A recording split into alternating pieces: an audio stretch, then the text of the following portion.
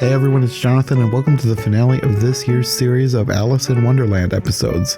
Last week we talked about Tim Burton's take on Alice in Wonderland from 2010, and this week we're talking about its 2016 sequel, Alice Through the Looking Glass.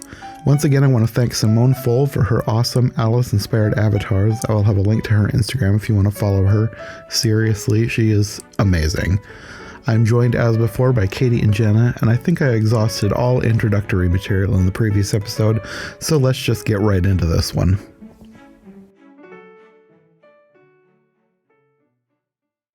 Okay, so I liked this way better than the first one. Yeah, same. Like, a lot better. Like, I'd forgotten, like, I think I'd only seen this the one time in the theater, and I'd forgotten most of it, but I enjoyed this watch through way better than last week's watch through of the first one. Yeah, I did too. It wasn't as much as a struggle for me. I think it's partly because they just really did their own thing with it, and the other one, it was like they tried to do the book, but also not do the book at the same time. And this was just like, let's just do whatever we want, and everybody's going to have fun with it. And you could tell that everybody was having fun with what they were doing. Yeah, it was better than the first one. It had more of a plot, so that was something. That's interesting because a lot of people who actually do like this movie, like the Burton Alice, they don't like this movie, and apparently none of us are on that camp. So it's going to be a very biased review. Yeah, well, like I said, I like the first one well enough. I can't explain why, I just do. But yeah, this one's way better. I think the difference is for a lot of people, because it does have a different vibe, it has a different attitude, and if you like the first one, it's just not the same. Of course, that is what makes it stronger, in my opinion.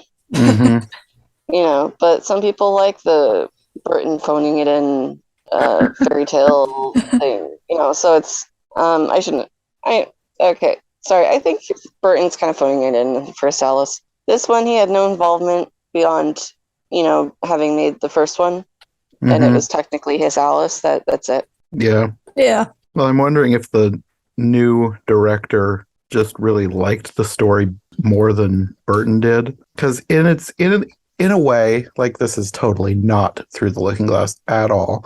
But It's I thought not. the nods to the books were a little bit more clever and done better. I thought they weren't as in your face and tribute-y either. Yeah. Because I feel like the first one, it's like, yes, there's a lot of references to the books, but it's like very in your face. Like, if you know, you know. Yeah. Mm-hmm. Mm-hmm. Whereas this one, I feel like that is, though, I will say the Looking Glass house scene, yeah, that is really like full of it. But I was it going ends to say pretty that quickly. one stood out to me the most, like going into that room when she first walked through the glass. Yeah. That stood out to me as the most out of place scene in the movie and the most like the Burton film. Probably because it was trying to be the book that it came from, and it wasn't. I think they were just kind of like, we kind of do the book, but not really. Get it out of the way. Yeah, yeah. But whereas the other tributes throughout the film are way more subtle. Mm-hmm. Like, for instance, when the Red Queen's being coronated, there's like a banner with the royal sigil on it, and it's the lion and unicorn. It's like the actual Taniel illustration. Like, that's nice. Mm-hmm. It's just in the background. It's not being waved in your face. Mm-hmm. So, it's just more subtle. I also like the fleshing out of the character of Time, because Time is mentioned as a person in the book, but it's just a mention, and it's more like wordplay than anything. But yeah. I mean, it's kind of ridiculous, but I kind of liked that they took that direction, especially if they're going to do a time travel story.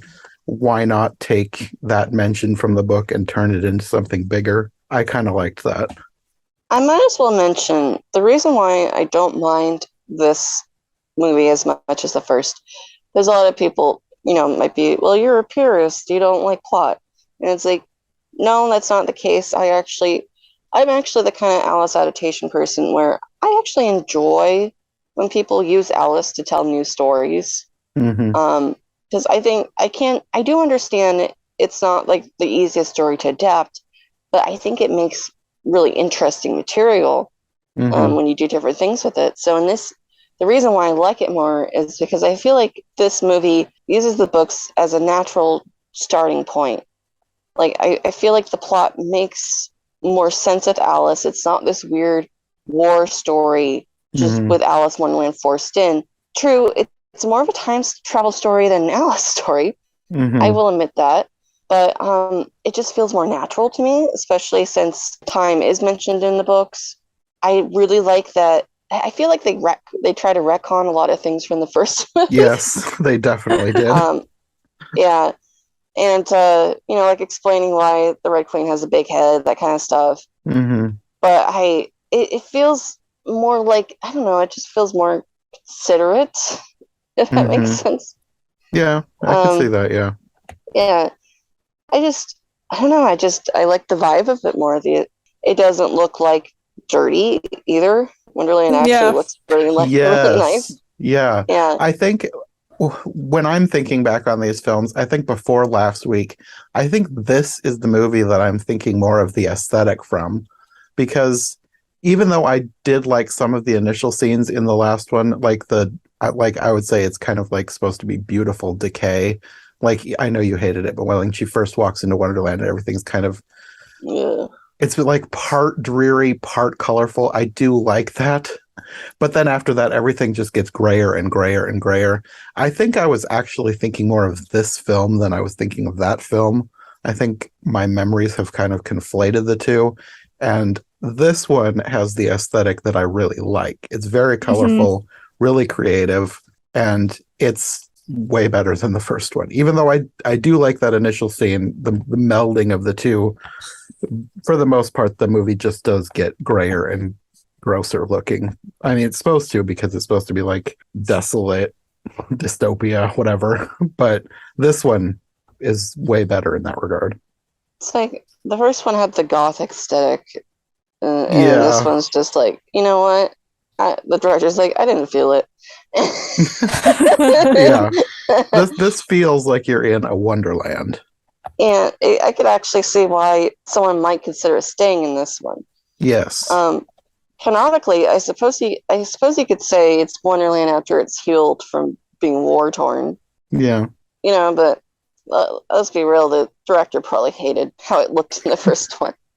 It's possible. I'm just going to assume James, what's his name? James Bobbin. I'm just going to assume his mind, because I assume he's a logical person, because I like his film. So we agree on everything, obviously. And he's my buddy.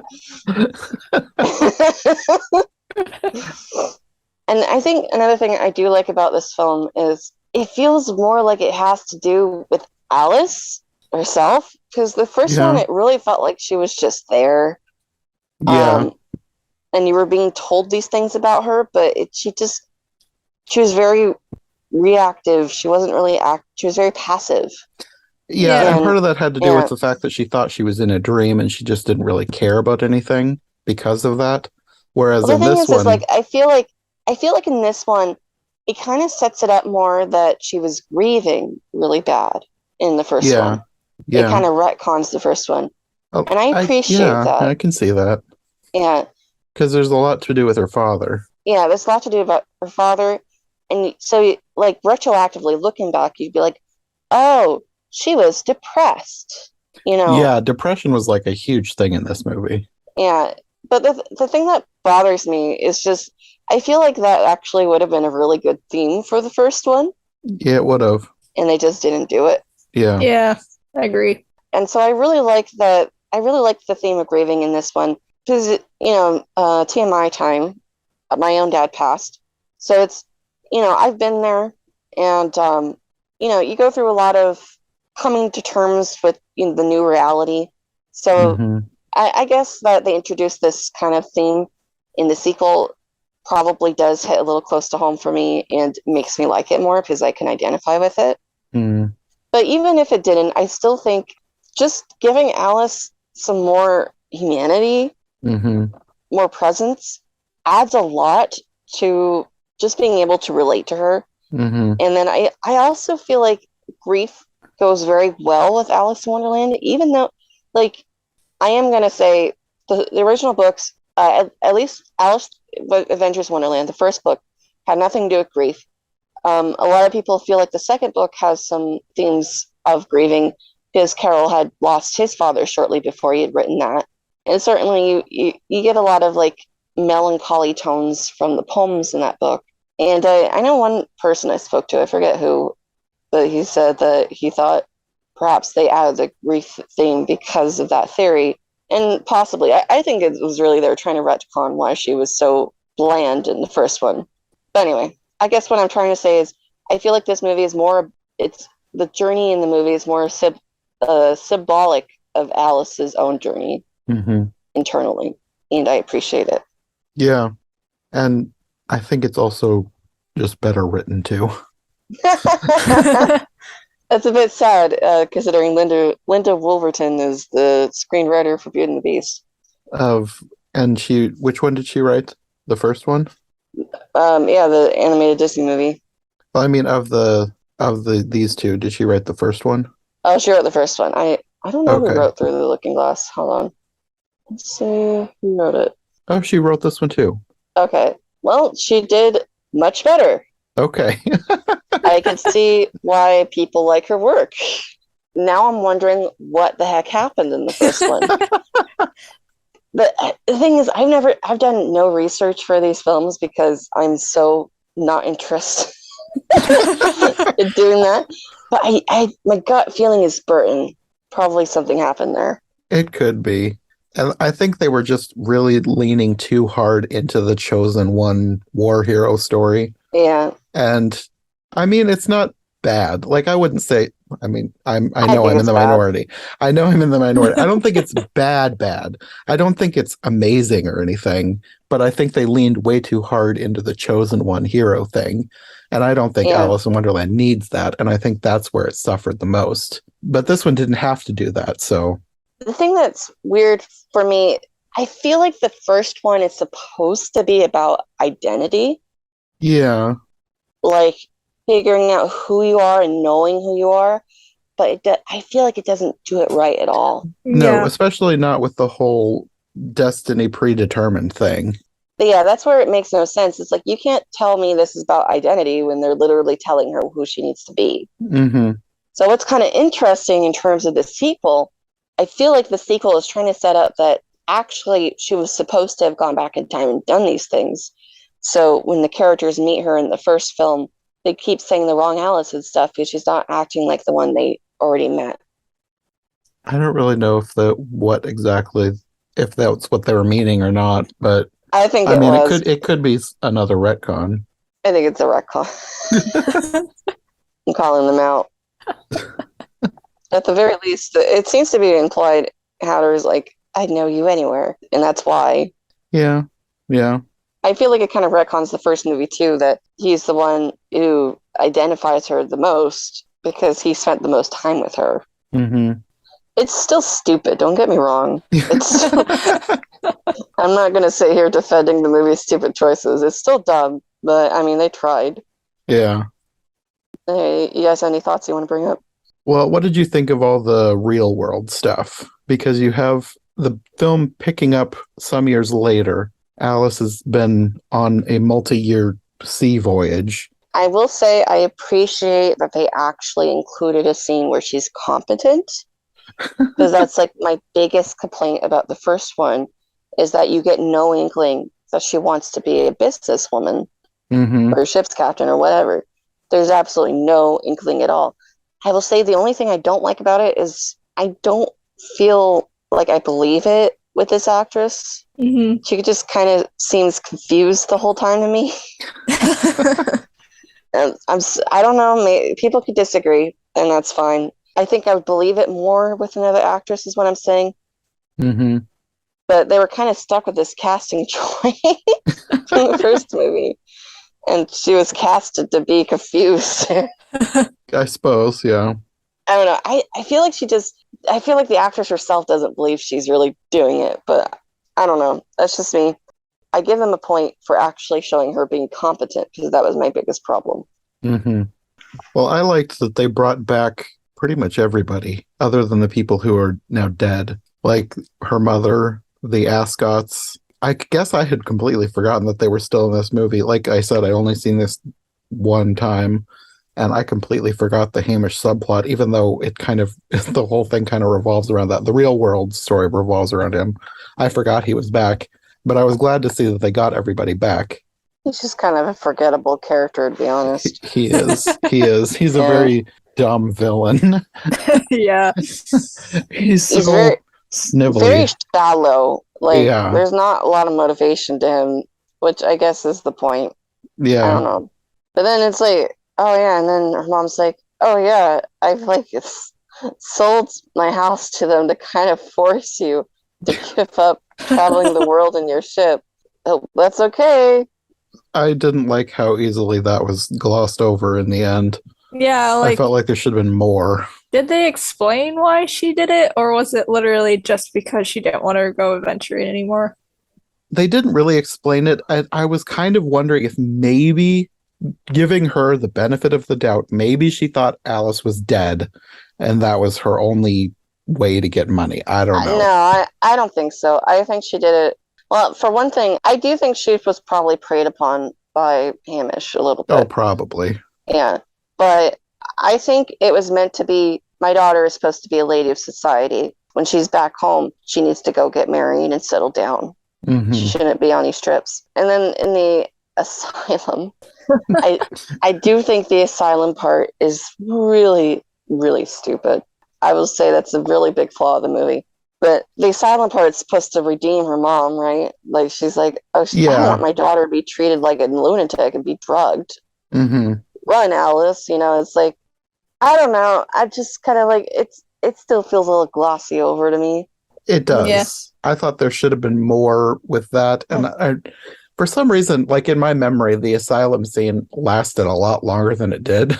I was thinking there was more to that, but it's literally she comes back home, wakes up, escapes, and then goes back to Wonderland. Yeah. I thought she was there for longer. She really wasn't. She was there for maybe a day, and she doesn't really even remember being there. She just wakes up there. To be honest, like, I could kind of see why they think she's crazy and needs to be locked up. Yeah. I mean, not that Hamish is to be commended or anything, but I can see why he would assume that she's crazy. Yeah, like, he's being an a-hole before, being all women shouldn't be on ships, but Yeah. literally she ended up in his parlor, going over the couch, talking about what they thought was the atmosphere. So, yeah, I probably would have sent her to the hospital too. Yeah. I think in one regard, yes, she definitely probably, if she was crazy, she needed some help. However, I think he just was happy to have an excuse to brand her as crazy and get rid of her. Oh, of course, yeah. Because, yeah, I think that's actually the point of it, because later he's trying to get her mom to finish the shares, which he couldn't get before because Alice was supposed to have that. But presumably, if she's mentally unfit, then her mom would be in charge of that. Yeah. So, yeah, I don't like the asylum scene. I also think it feels very thrown in for no reason besides to be like a rip-off of American McGee or something. Yeah. And I figured that they put it in because so many people's theories are that Alice in Wonderland is just her delusions. Like Alice was crazy, so that's like one of the theories. And I think that was just supposed to be like a nod to that. yeah, but I didn't like it. It felt very unnecessary. I think it could have been done better. I didn't mind it, but it could have been done better. I just think it wasn't necessary. I don't see any benefit it brought at all besides the whole female hysteria thing. Yeah. Sexism. So I didn't think it brought any benefit to the story at all. I would have rather focused more on her relationship with her mom and anything else. It reminded me of Return to Oz. Yeah, but Return to Oz does it well. Yeah, but I mean, her being institutionalized for delusions, that's what reminded me of Return to Oz. I think Return to Oz did do it better, but it just reminded me of that. There was actually more than one thing in this movie that reminded me of Oz.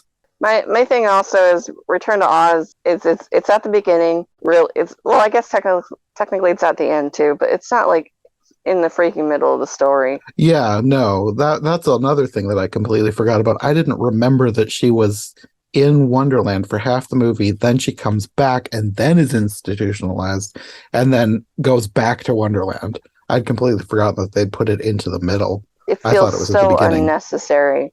Mm-hmm. That is why I think that it feels thrown in, is because it just happens in the middle of the whole time travel thing. I think if anything, if you're going to have any point at all when she goes back to the real world, I think it would make more sense that she somehow runs into her mother and they have some development. Now they try to do that in the asylum scene, but it's really forced and weak. It's definitely not enough for me to believe later that her mom's mind has really changed. Yeah, no. In a good development wise. Yeah. It just seems like she's wishy-washy now. Yes, definitely. I don't believe she's convinced. I believe she's just, well, I guess if my daughter really wants to. I believe my daughter now. Yeah, there needed to be more with that, because she was obviously stewing for years about her daughter being away at sea. She didn't want her to be a sea captain, so she sold all her share of the company. And then in just like a 5-minute scene, she changes her mind. Yeah, and it's like just a split second, when she goes run. And it's like, what changed her mind was like, if people think my daughter is crazy, she'll be injected with drugs. I didn't see this coming. It's like, just like, what? Should I have an alternative motive for wanting her to be in here? Yeah, with the way she had been acting when she came back in and saw Alice standing over the doctor that she had just knocked out with the syringe, I assumed that she was going to be like, oh no, she's really crazy. But instead she's like, run. I was like, I feel like that's most normal people's reaction. Yeah. That's the thing. It doesn't feel natural. No, it doesn't. No. I feel like most people would be like, oh God, now she's going to be in even more trouble. Yes. I mean, that would have been my reaction to seeing her standing over the doctor with the doctor having a giant syringe stabbed into him. I would have been like, oh no, she is. Yeah. Whereas this one is just like, oh, my mind is totally changed. Run, Alice, run. Yeah. Find the atmosphere. You can do it. I wonder how she explains this later. Because that's another thing. She has absolutely no idea what Alice is talking about. No, because I'm sure that Alice never told her about Wonderland. Yeah.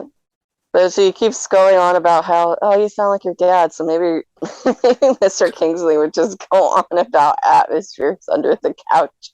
It's like, this is normal. Well, they do mention that her dad, they said some old-timey phrase that meant her dad was crazy, but... touched in the head. Yeah. And they said the apple doesn't fall far from the tree. So maybe she just feels like, well, she's like her father, and her father was okay, so... who knows? I don't know. Like, I could get, the thing is, part of me would actually kind of like more of a plot line between her mother and Alice. Yeah. Her mother not understanding her and then eventually accepting her for who she is. But I just don't feel like that's what was delivered here. No, not really. Yeah. The stuff in the real world was probably the weakest stuff in the movie. Yeah, it really was. Like, eventually I was like, I don't care. And then at the end, you're like, oh, maybe they were going to set this all up so Alice stays in Underland. And maybe she brings her mom with her or something. Like, let's go Oz on this, Because in the Oz books, eventually Dorothy decides to just stay. And her aunt and uncle moved to Oz with her. Yeah, but literally, nothing is there for her in the real world as far as she knows. And she's like, all right, I got to go back. Mm-hmm. Well, especially because when she gets back, she resigns herself to giving up her ship, and her mother is the one who ultimately decides, nah, I'm not giving up Alice's ship. We'll keep it and we'll run you out of business. Yeah. Which I did like that line, talking about she was going to run them out of business within a year. Definitely Alice makes bolder decisions, so I could actually see that happening. Yeah. So it is, I don't have a mind for business at all, but, I mean, does it strike? Where do they get the money? That's Like, what I was wondering. Yeah. Like, did they have a Yeah. savings account somewhere? They didn't seem like they were particularly rich. well, I mean, why would her mom put the house as a leverage or whatever if they were rich? It doesn't. I suppose she had the money from selling the shares of the business. Maybe maybe that was a lot of money, enough to start another business, but who knows? I Who suppose that's knows? probably what they We're were not meant thinking to of. think about it. No, Also, no. is it me? Yeah, is it me, or are they implying that Hardcourt at the end is interested in Alice? It's like, I kind of wondered about that. yeah, like a future romance. Yeah, they didn't have too much development with him. He was just kind of in the background making amused faces Googly for eyes. most of the movie. Yeah, he's like, I like the cut of her jib. I'm like going to business in there. Anyway, anything else about the real world? Oh, I have something. Why the heck did Lady Ascot have her baby at a ball? That was so stupid. That would She have couldn't never find a happened. babysitter. Yeah, and then the governess takes her away. Like, Yeah, I didn't even think about that, but you're right. They would have had a nanny or something, especially because they're rich. yeah, it would have been very tacky Yeah, if they had actually done because that. that thing is screaming.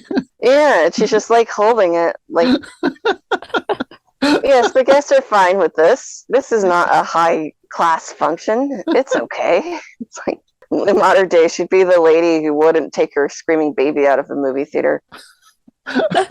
She would. That's definitely what she'd be. Yeah. You have no idea how hard it is to be a parent. Wasn't the baby a reference to the one that Pig turned baby. into Oh a my pig? word, you could be right. I didn't even think of that. I was like, is that where they're going with that? But then it never goes anywhere. So it's like, I wonder. I mean, not that the Duchess was even really in these movies to be she referenced, wasn't even in but this movie. There wasn't any pig babies in this movie. There were pigs in the first there were pigs one, in the first one. but not in this one. So I have no idea. A warm pig belly for her feet. So I don't know what was up with that because I was like, are they trying to imply she's like the Duchess? I wonder. It's an extremely subtle reference if it is, because I did not get that at all. But it makes sense. I would assume it is a reference. I just don't understand why. Yeah, no, I don't know I don't see the why, point. other than the fact that they just wanted to reference it. Yeah. I mean, I will say at least if it's merely just a tribute, like a reference to be a reference, I mean, I guess good job for being subtle. Because that's what I didn't like about the first movie. It was in your face. Yeah, I mean, it's definitely subtle if that's what it is. Yeah. I kind of want to believe that it is a reference to that because I like the scene more now. I didn't really think much of the scene at all. It's just the Victorian fanatic in me is just like, ah. Yeah, no, it does not make sense for the time. Yeah. Well, a lot of things in this movie doesn't make sense. Oh, Just no, kind of, yeah. it's just kind of Hollywood for you. No, yeah, there's nothing about this movie, mostly nothing that's very historically accurate. So I don't generally pick apart that kind of stuff. But Like I'm Alice not like comes in this ridiculous ensemble, which which was supposed to belong to the Dowager Empress of China or whatever she said it was. I'm not convinced that that was an actual historically accurate Chinese dress. It was not. I mean, I will say it's not completely out of place in terms of the English were very interested in the Orient. Yes. And actually, in reality, you know, in the movie, everyone's like staring at her like, "Oh my God, what a crazy woman." But in actuality, they probably would have been really interested. I was going to say, I thought that they should have been more fascinated instead of whispering about her and calling her a clown or whatever they were saying behind her back. I thought they would, to me, you would think that they would be fascinated by this world traveler coming back from having been in China for so long, been gone for all these years, and suddenly she shows up wearing this fabulous costume. I would have thought that she would have garnered more interest. We forget that eccentric women existed in the Victorian era. Yeah. Like, yeah, I guess the movie is trying to imply that most of them were put into asylums, which sometimes was the case. Mm-hmm. But there were eccentric women who would show up in similar outfits because of the interest in Orientalism, and just being like, ask me about my world travels. Ask me. You know? Though when someone does ask Alice, she's like, the world? You want to know how the world is? Like, I think that's a pretty normal, polite topic of conversation, Alice. Like, what's your problem? Mm-hmm. But I think the outfit itself is just kind of nonsense. It's pretty nonsense. Because I think I have a clip from the movie in my, like, I put together like an end credits thing. Actually, it was from a music video that I made years ago, and I took that, and I'd forgotten where in the movie that came from. And in my head, that was a dress that she'd gotten like in Wonderland, and that's why it was so crazy. And then she shows up at the ball, and I was like, wait, that was from the real world? Yeah, it's nonsense. It would have made more sense in Wonderland. Yeah, I mean, it fits the aesthetic. It looks like something that one of the Hatter's family would have worn, except they dressed a whole lot more normal than the Hatter did. Yeah, they dressed very... I find the way that... I guess we could skip to the Hatter's family if you want. I don't know. Yeah, that's fine. We didn't go in order in the last one. We don't have to go in order in this one. Yeah, well, we might miss something. Who knows? But the Hatters, I thought it was really weird because in the first movie, when you see them on whatever the heck day it's called, because I hate the... I don't remember any of the days, and I didn't write them down because they were ridiculous. Yeah, in that one, they're wearing the kind of aesthetic he's wearing. Yeah. But in this movie, they're like, actually, just kidding. He's the crazy one, and all the rest of them are conservative. Maybe his clothes are like party clothes. Maybe that was what they dressed as for parties, and he just wears that all the time. Because I think when they finally come out of the ant farm, they are wearing pretty, obviously very degraded clothes, but it looks like colorful clothes than they wore in the flashbacks and the memories. I mean, but it's like, I don't know. It's just, I don't know how I feel about it. It's one thing that I think it's fine. It doesn't make a ton of sense, but it's not something that I'm going to question too hard. I feel like it doesn't make that much sense in Wonderland. Yeah, no. I mean, everybody in Wonderland is usually more outlandish, and they're like not comparatively. Yeah, but it's not horrible. It's okay. Yeah. So, what did you think of Time himself, Sacha Baron Cohen? He did great. I really enjoy that the movie sets him up to be like this villain. Mm-hmm. He's foreshadowed as a villain in the real world, I believe. There was a line about Time being a thief and a... Yeah. And well, I mean, you look at his domain, it's very final boss in a video game. I didn't think of it that way, but you're right. He's got these ridiculous clothes. And then you kind of see him in like a Grim Reaper kind of role, which, Grim Reaper is also like really misaligned like that too. So I enjoy it. And then later you see the flip where it's like, well, actually, he's not the bad guy. My question though is why was he dating the Red Queen? Like they were set up as a couple. Like what did he see in her? Well, keep in mind, I think what they were trying to set it up was that he's obviously a very busy person. He has nobody there except for the machine people. Wilkins and company. Yeah. So it's probably when she started, because I like to think she had this planned out because she obviously doesn't really care about him. She's just there for the chronosphere. So I think she came to him, and it happened to be he was really vulnerable because he didn't have anybody in his life. Yeah, that's probably true. And she's going on like, how come nobody loves me? And it's like, he actually does, the poor man. Yeah, and I also was kind of thinking like, after all she'd done, what would he see in her? But he doesn't actually. It's not like he's God. He's not all-knowing. Because when he ends the person's life, he talks like he doesn't know what was happening. Like he hoped they had a good life or whatever. So he's not actively seeing everything that's going on. So he maybe just didn't know all of her atrocities. Yeah, and he didn't know what Alice looked like. So yeah. He's not a god. He's I think of him more as like a timekeeper. Yeah.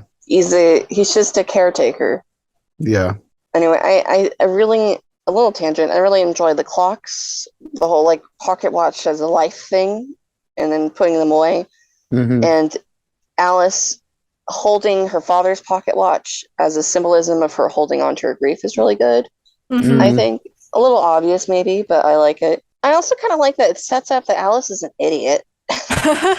Well, because he literally says, "High Top's not here yet," and she's so convinced the Hatter has to be wrong. She's not listening to that, right? Yeah. I didn't even think of that, but yeah, because she doesn't even think of it until later when she suddenly Yeah. She remembers doesn't that, oh think yeah, they're about. not actually there. Well, she's also convinced Time is a villain, so she's like, Yeah.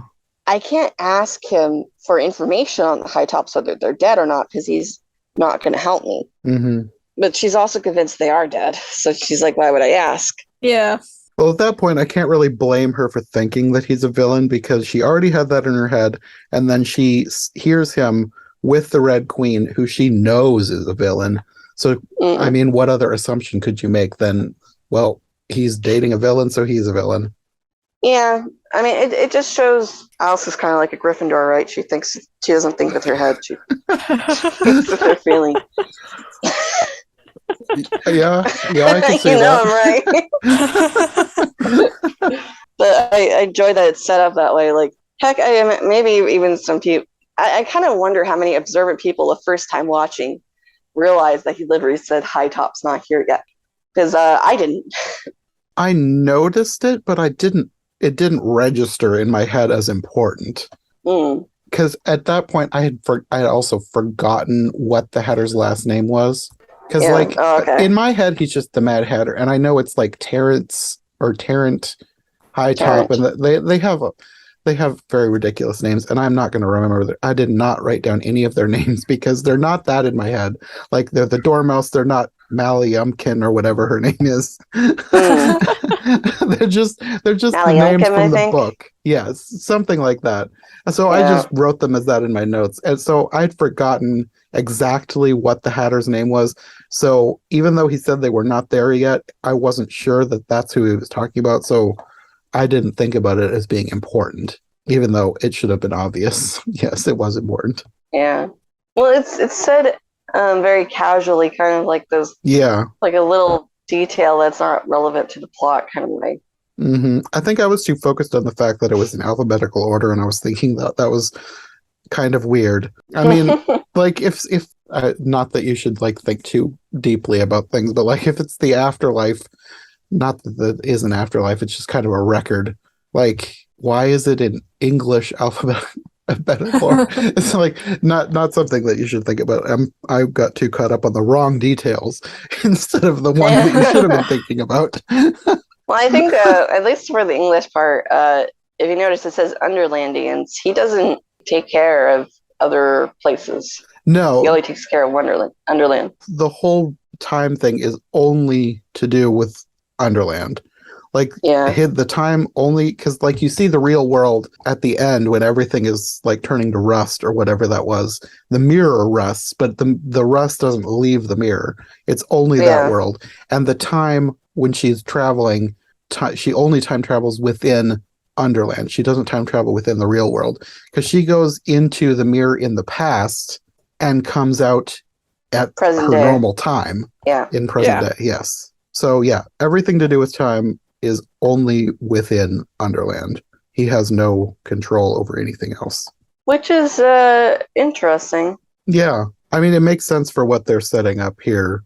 You wouldn't want like if he was also like king of time in her dimension, that would be like far too much power. Yeah, true. Actually becomes a villain, like follows her around everywhere. It's the setup for the next sequel. Now there's a trilogy. Oh no. Time, now actually a villain. They could take another work of Lewis Carroll and not follow any of that book, but just use the title. Hunting of the Snark. But the Snark turns out to be Alice. You're welcome. Oh, about time. I do I really, really, really, really like the idea of going through a grandfather clock. I just like it. I don't know why. Like I said, I've only seen this once, so it did not register to me that the exact same thing happens in the new Nutcracker movie, which Katie and I just talked about. And when they went through the clock, I was like, "Wait a minute, that just happened in the movie we just talked about a couple weeks ago." Really? You guys just saw Nutcracker Fantasy? Because I was thinking, like, I really like it when that happens in Nutcracker Fantasy too. No, it's not like a bad thing. It's just I completely forgot about it, and I forgot that the same trope happens where you get to another world through a grandfather clock. Yeah, it's weird. It's like kind of like in there in people's heads, but it's not really associated with anything. Yeah, no, I don't know that it was even. Well, I mean, Nutcracker came later, so I don't know that anything was a reference to anything else. But I think it's just a coincidence. No, it's like not a reference. Two people having the same idea. Yeah. And it's not a bad idea. I like the idea of going into a clock. I do too. Well, I think it's just a very childlike way of thinking. Speaking of the clock, why was it all chained up? Gotta keep time chained up. I don't know. There's probably some reason. Maybe they said, I don't remember. Because like it was all chained up and then she just went poof. And then the chains disappeared, and I'm like, that seems unsafe and unnecessary. The chains of time. It also doesn't make sense for like unless there's multiple entrances, because the Red Queen has obviously been there before. Like I think there's probably multiple. I think there's multiple entrances. Yeah, so the chains then really don't make sense if they were trying to keep him in or whatever. I'm just not invited in this house. I think it's more that they're trying to keep people out. Yeah, I guess that's probably true. I don't know. I don't think they ever explained it well enough for me to remember, because I didn't write anything down about why it was chained up. I don't remember them saying. Anyway, I choose to believe it's chains of time. There we go. Yeah. My favorite part was that all his doors were shaped like his shoulder pads. I thought that was funny. Just perfectly sculpted for him. It was funny to me. I might as well say I find Sasha's interpretation of him very endearing. Yeah. I liked the scene where the Hatter took his shoulder pads and said, "Look, time flies," and was making them flap. There was a lot of dumb time puns that I enjoyed. Yeah. I mean, there's so many idioms having to do with time, and I think they fit in most of them into this movie. Well, I said before that there was things in this movie that reminded me of Oz, and there's several that you see in the first scene with time. The one little robot looked like the Tin Man to me. I don't know if it was on purpose or not, but it looked like he had the same shape of the head. He reminds me of TikTok. There was a credit on IMDb that said TikTok, and I kind of was expecting some sort of an Oz reference, but I don't remember anyone actually saying that their name was TikTok. And it says TikTok and then the name of the actor uncredited. So I don't know if it was on purpose or not. I don't know, probably one of the machine things. I don't know. It could have been. Doesn't the Red Queen call time TikTok? Yes. Yeah, that's what I thought. Also, Wilkins looks like TikTok. That I kind of thought that too. Also, Wilkins is voiced by Matt Vogel, which I thought was interesting because he does a bunch of Muppets. Oh yeah, I recognize his name. Yeah, he's the current voice of Kermit and Big Bird and several other, like Uncle Deadly and I think Floyd from the band. He does a bunch of the big ones, but I thought it was interesting that they got him on as a voice for a non-Muppet character. But then there's also, I don't know if there's anything in Oz like this, but the vegetable people seemed like something from Oz, not Wonderland. Yeah, they feel more Oz than Wonderland. Yeah. I know when I was watching with the movie with my friend, he was like, "Is this a Alice thing?" I was like, "No." Like, yeah, I didn't think so. Yeah, when I first saw the one, because the one is a woman, and from a distance I was like, is that one of the flower people? But then you got up close and was like, no, this person is made of vegetables. I was like, I don't remember anything that this could be referencing in the Alice books. And it felt more like an Oz character to me, because like Oz has all the weird lands where all the people are different, like the China land. I think there was a Candy land in one of them, but it felt like It felt like there should be a vegetable land in Oz rather than in Wonderland. Well, it's also not really, it's not explained why. Like, it's not explained why they're following the Red Queen. No, I didn't really get that either. And I also didn't really know why the Red Queen was back. Like you have the one scene where you see the knave stabbed to death in the chair. So she obviously killed him to escape from him. But like how did she set up this other kingdom where she's now the ruler of the vegetable people and she lives in a shrub shaped like her own head? Because honestly, when you get to that part, it reminds me a lot of American McGee, except I think American McGee is actually supposed to be made out of gore. So it makes me wonder, they were like, oh, well, we like this aesthetic, but it's too dark to use. How can we make, Also, how can there we would make it probably not be some dark? copyright infringement there if they were taking American McGee's. Well, I mean, they could have just took a lot of his ideas. Well, it does kind of like I said, I've never played the game, but a lot of it does remind me of the things that I have seen from the game. So Yeah. who knows? But anyway, so it's like, I think they went, you know what? Plants, like red plants could look like similar to tissue and blood and stuff. And yeah, I guess so. And then also they get to use the thorns. But it doesn't make any sense. It's really stupid. Yeah, it doesn't fit with the Wonderland vibe, I guess. But a bunch of the stuff doesn't really. This is their own creation. This is not the Wonderland of the books anyway, so whatever. They had to give her someone new because they made it because they had made it that the car people didn't want to follow her anyway. Also, what was with the bugs? Like the shrub thing that she lived in was coated in bugs, like all these magical looking bugs. And she also had her ant farm, which like I didn't really get why she had the ant farm. Obviously she needs it at the end. Things. Oh, is that why she kept saying she liked tiny things? Yeah.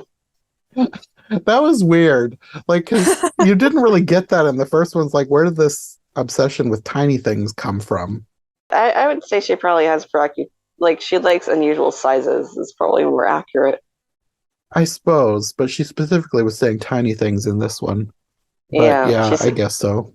Well, in the first one, it was about big things. Okay. So maybe she's just one of those flighty people who goes from one obsession to the next. So she liked tiny things when she was young, then she moved on to big things when her head got bigger, and now she's back to tiny things. I think in general, I think they're trying to set her up to be like unusual sizes. Yeah, and unusual things because of the whole bug thing. Mm-hmm. Like she liked bugs when she was a child, and now she lives in a house full of glowing millipedes and things. Mm-hmm. Foreshadowing. Something like that. Also, they just needed the ant farm for her to hide the Hatter's family in. So that was a good way to get that in there, I guess. Yeah. And thus we're skipping around. I liked at the end that they had the White Queen give them an eat me cake to get big again. Oh yeah. Because I'd forgotten how that all went down, and I guess I assumed that they brought them to the White Queen so that she could make that same potion that she made for Alice to get her back to her right size. Yeah, you don't really see much size differences in this one. Oh, actually, never mind. She goes through the glass and she's tiny for some reason. But why? Oh, that's true. I didn't even think about that as far as, because like when she falls out of the room, she's big again. Yeah. That didn't really make a ton of sense. It didn't make a lot of sense. Honestly, you could take out that first scene in Wonderland. Yeah. And it wouldn't make a difference. I think they only had that in there so that they could use the title through the looking glass. Yeah, probably. Like, yes, I know some of you losers actually read this book. Here's some of the stuff for you. All right, let's get on to our story. Let's get on to our completely made up story. Yeah. So how about the queens, their backstory?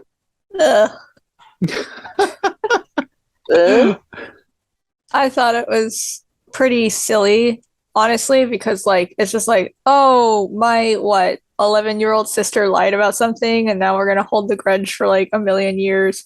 Because I left the castle dramatically, it hurt my head so badly. I guess. Yeah, I thought it was just she was supposed to have a big head in the first movie, like she's big-headed. Yeah, I don't think it needed a backstory.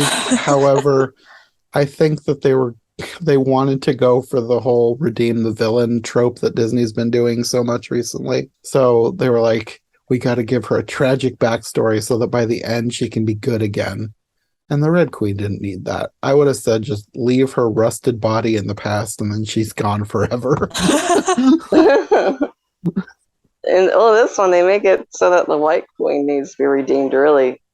That's true. They kind of made her the villain in a way. So it's weird because it's just bizarre though. Like she still can't acknowledge it even as an adult. Yeah. Whereas a lot of people are like when they do something bad to their sibling when they're kids, and then they grow up and the sibling's like, "Do you remember the time?"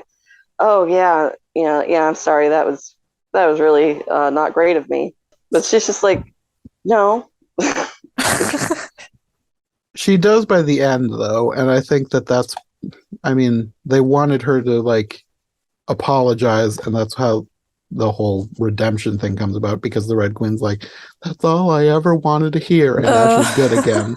But it's so weird. Like I know the whole thing is weird. She's an adult. Why does she even like not want to? Why does she even want to deny it still? Well, I'm not gonna like say that that's not weird, but like there are people in real life who are like that, who hold on to, who don't want to admit their childhood wrongdoings, and there are other people who hold on to grudges for the stupidest things. So, for as much as this whole storyline was weird, that's not what I was focused on because I know there are people who would do similar things in real life. And that's true. It's a fine line, but I do think the ridiculousness made it more Wonderlandian to me. Because it's just this silly jam tart, and literally a whole war happened and people died. I think if it had just been the tart, I would have been completely fine with it. But the fact that they went the extra step to have her run out of the castle, crack her head on the fountain thing, or whatever that was, the thing with the roses, and then have her head grow, that's where it kind of went into ridiculous, because the tarts weren't the thing that I was thinking was dumb, because the tarts was an obvious reference to the first book with her who stole the tarts and everything. So that was fine, and I didn't mind because that is ridiculous. It's very Wonderlandian to be ridiculous about tarts being stolen, but I don't think that they needed the tragic backstory of her having a head injury and having her head swell up. That's what made it get into ridiculous in a not good way. I didn't mind too much, to be honest. Now we're opposites.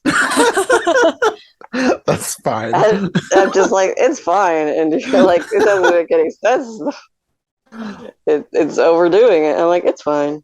I think it's just, for me, it's the fact that, like, I've said for years, like, I like a good villain redemption story, but now it's like they do it all the time, and I'm over it.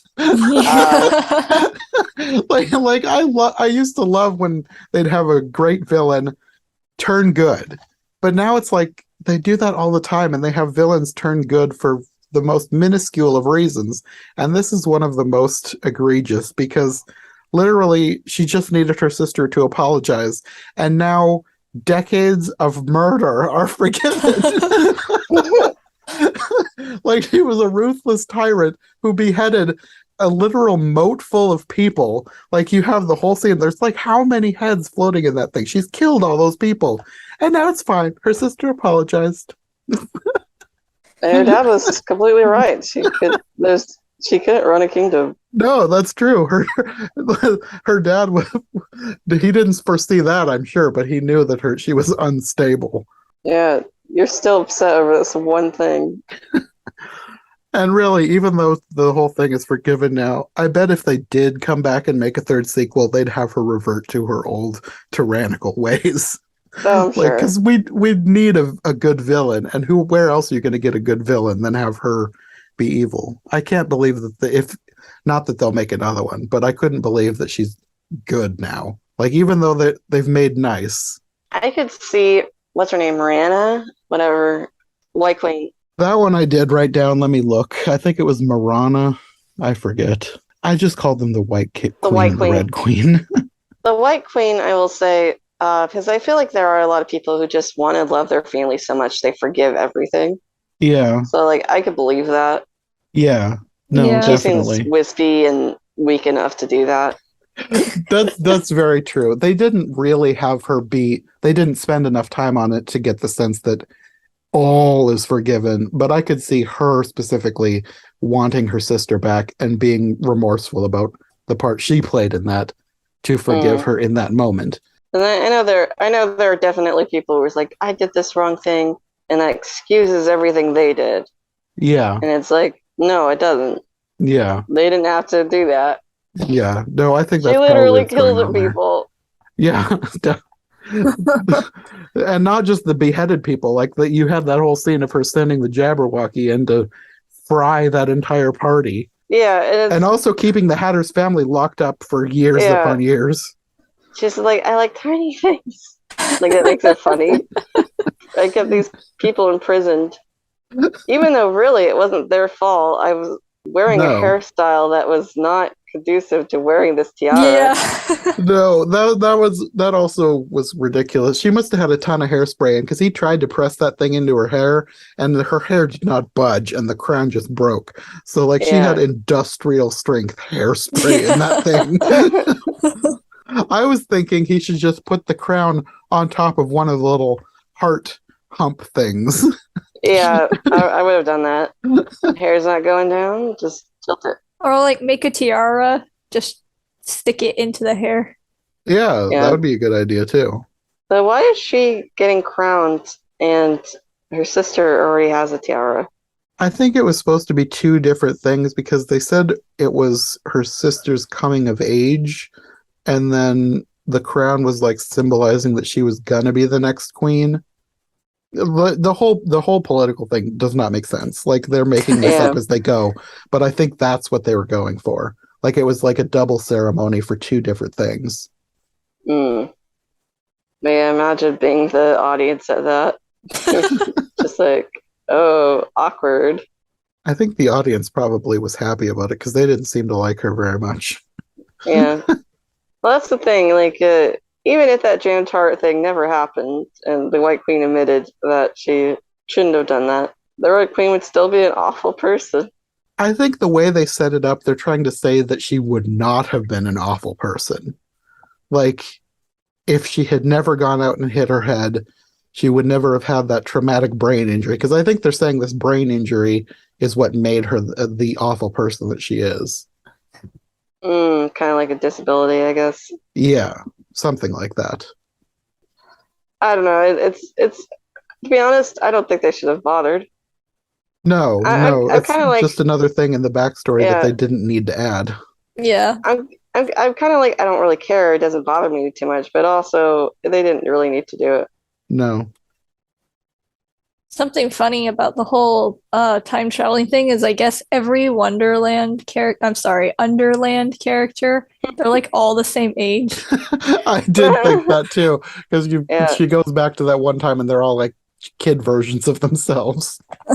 Hatter was a cute kid, though. Oh yeah. All the kids were cute. I liked the Cheshire Kitten. Cheshire Kitty. Exactly. I was like, why is this not the Mad Hatter we got? It reminded me of, which one is it? Like 1910 with the little kids.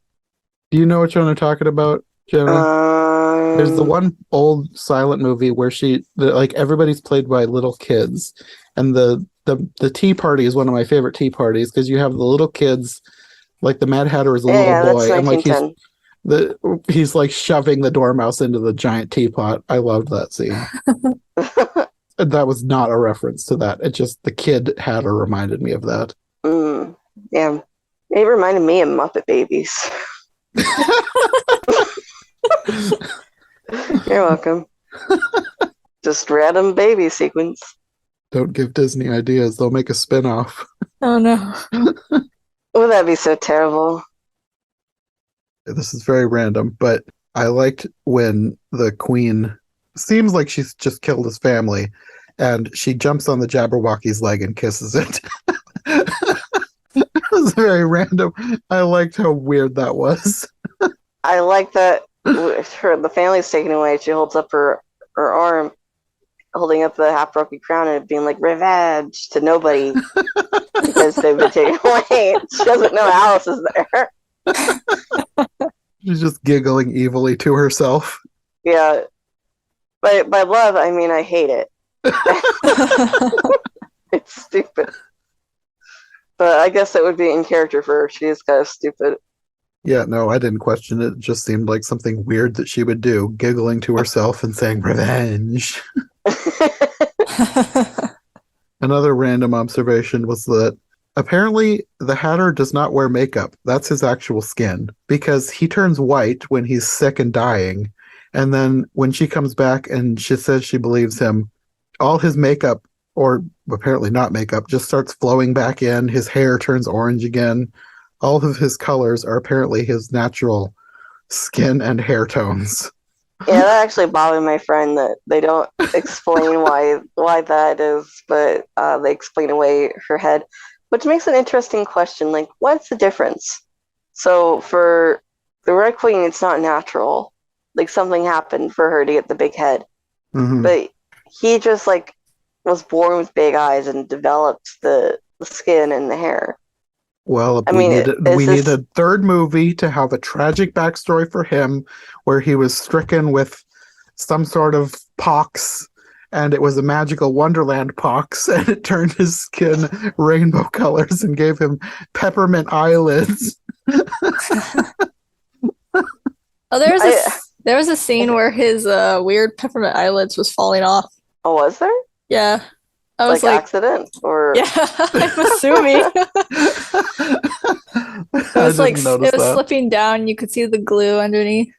Oh yeah, that sounds like an error. Yeah, I didn't. You got really close to his face, and I'm just like, oh no. I didn't notice. Like, did no one notice? Or did they notice? And they're just like, well, we just want to wrap it up. We're almost finished. This is the last shot. Who knows? But I do wonder if it's probably not on purpose, but it's kind of a commentary between like when something's natural and when it's unnatural, I guess. I don't think there's any consistency for these movies. I don't think they gave it enough thought. I doubt they gave it a lot of thought, but it sets itself up for that kind of thought process. Yeah. Like, it's okay that the Red Queen, ended up being bad because something happened to her. She had a brain injury, so it's fine. Yeah. We'll forgive all the murders. Yeah. Whereas Hatter, you're different, but it's who you are. You were born this way. So it's okay, and we're proud of you. Or did he contract Wonderpox, and now he's that way? Now we need to explain it. Another random observation. I don't know why, but I really liked the scene where she's in her shrub castle thing and she's looking at her ant farm, and this is before you know that his family's in there, and she just shakes it and says earthquake and laughs to herself. Yeah, she's a bit of a psychopath. Yes. It must have been absolutely terrible for them. I wonder how many earthquakes they had to endure. Did she Probably just come by every day and shake that thing? Also, what did they eat in there? There's only sand in there. Did she break off pieces of her vegetable cronies and feed them those? I mean, she literally would break off pieces of them, so maybe. Oh, so since I latch on to characters randomly, the king was my favorite, but that could have just because it was Richard Armitage. Literally the king that was barely in it. Yeah. The king made zero impression on me. I don't think I even wrote any notes on him other than to write that he gave the crown to the White Queen instead. He was glorious. Okay. He just delivered every line with such sincerity. I'm glad he has a fan. If he listens to this, he'll have his little heart warmed. He's like, Katie gets. I guess she got what I was going for. It wasn't just a paycheck. I really put my soul into this movie. They cut out all my best scenes.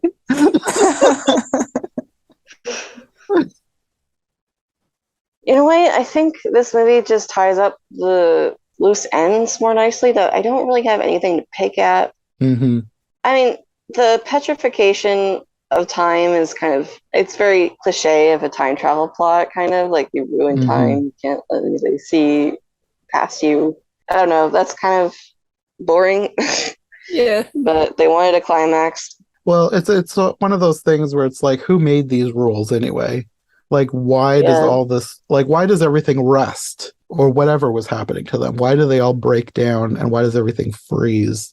Just because the Red Queen saw her child self. It didn't really make a whole lot of sense. But well, it's like a paradox thing. Yeah, it's one of those things where it's like, yeah, it doesn't make sense, but I probably shouldn't think too hard about it because it's all a fantasy world anyway. That is kind of the thing with this movie's plot. And it's the same thing for the first one, actually. You really can't think that hard about the plot. Yeah. Because it just kind of falls to pieces. Like, another thing is, like, okay, so wait, was Alice meant to have gone back in time the whole time? Because if you recall, the Hatter, Hare, and Dormouse waste time's time. I liked that scene. I liked that they made a reference to that. Like, from the original book, like, it's always tea time, like having time freeze them in that time. Yeah, but anyway, he puts them in a time loop until Alice does appear, presumably child Alice, I guess? Yes. That's what I got from it. Yeah, so it's kind of like, wait, so this was always meant to happen. Alice was always meant to steal the chronosphere. Yeah. Well, I mean, they did, not that I like this about it, but they did set up in the first one with the Oraculum, as their history has all been predetermined. So I guess in that way it does make sense that everything has to happen the way it does. Mm-hmm. But that still doesn't make sense with, like, if everything has to happen the way it does, why is it bad that they went back in time and messed with time and then broke time and then everything rests and falls away? And it's another thing that it doesn't hold up if you think too hard about it. Yeah, that's kind of what I mean. Like, you can't think too hard about it. Yeah. That's why I'm like, you can't think too much about how that time loop was already in place when Alice first came. Mm-hmm. You also can't really think about why they're like, oh, well, I invited her. I didn't say she'd come. Like, he hadn't met her yet at that point, right? Well, he had met the adult Alice, but I don't remember him actually inviting her to a tea party when he met her as an adult. Because remember, they had that whole scene where she said that he would meet her when he's older and she's younger, and then he was confused by that. Yeah. I don't. I mean, I guess he did say at some point, "Let's go drink tea," when she's talking madly. Yeah. It could have been. Kind of making I was fun writing of a bunch of notes at that point, so maybe I was typing through it and just. Well, this is what I mean. Like, when you pick at the threads, it starts to fall apart. Yes. It's very confusing to really analyze what timeline everything is and what's happened before and who's met who. Yeah, it's just one of those things where even in the things that I like, there are definitely problems. So it's whatever. I guess the difference for me is both films are like tapestries. I don't like the image the first film makes. So I could I could pull threads. I don't care. Mm-hmm. This one, I'm like, it doesn't bother me. I like it. So it's like, I'm more willing not to pick at threads. Yeah, that does help. Yeah, but I know if I do, it falls apart. Oh, definitely. I'm not saying it's a good movie, and I'm not saying it's a good Alice. I'm saying you sound like me okay. with the first movie. That's what I mean. We switched roles. Except I feel mostly the same with this one. Like, it's not it's definitely not a good adaptation of Through the Looking Glass. It's not an adaptation of Through the Looking Glass at all, unless you want to count that very brief scene where she actually walks through. But other than No, I that, I don't. don't mind the movie that they've built. It has definite problems. It could be a lot better, but I still enjoy it for what it is. Yeah. Of course, part of me is like, when I saw this in the theater, my expectations were rock bottom. Like, you couldn't get farther bottom. I was like, I'm gonna hate this. So, there's a big part of me that's still just kind of like, it's not as bad as I thought it'd be. That definitely does help any movie. If you go in expecting the worst and you get a decent movie, it does seem a whole lot better than it should. Yeah. Yeah. So, in a way, I could be a little biased towards this movie, I suppose, because I hated the first one so much. So, and in a way, maybe I'm still having a hard time looking at it objectively as a movie without comparing it to the first one and then therefore liking it. I don't know. I can't prove that I would have liked it as much if I hadn't seen the first one. If this was a standalone movie. But I feel like I would have. Like, if this was the first movie, more of a symbolic journey of an internal process Alice is having, I feel like I would have liked it more. Mm-hmm. But I don't know. Yeah, well, I guess we'll never know because the first one exists and you hated it. So yeah, this is the timeline where I hate Burton.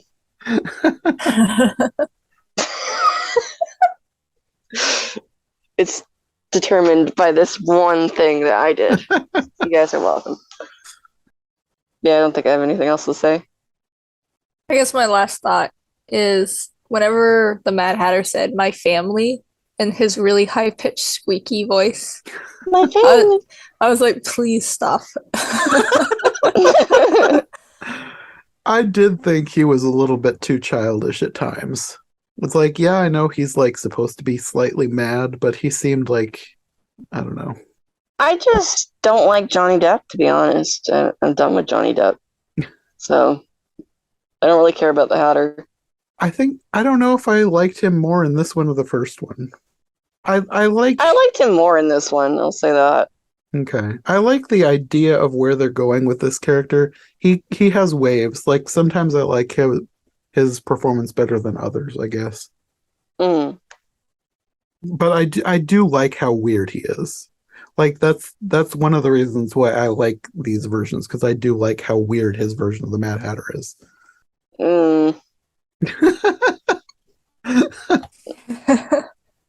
I'm just gonna give the compliment that it's better than the first movie. Okay. That's fine. This is probably as good a place as any to end. I think we've probably exhausted all of our very random opinions on this movie. Well, it was certainly a discussion. Yes. And hopefully a fun one. Hopefully people will be interested in what we have to say and not be offended at our opinions. I don't know if anybody's like that dedicated of a fan of this movie that they would be upset. Not that we bashed it. I think it'd be more fans of the first movie, but I don't know who would watch. Well, if they were a fan of the first movie and they listened to that podcast, they probably won't be back for this episode. Yeah, that's what I'm thinking.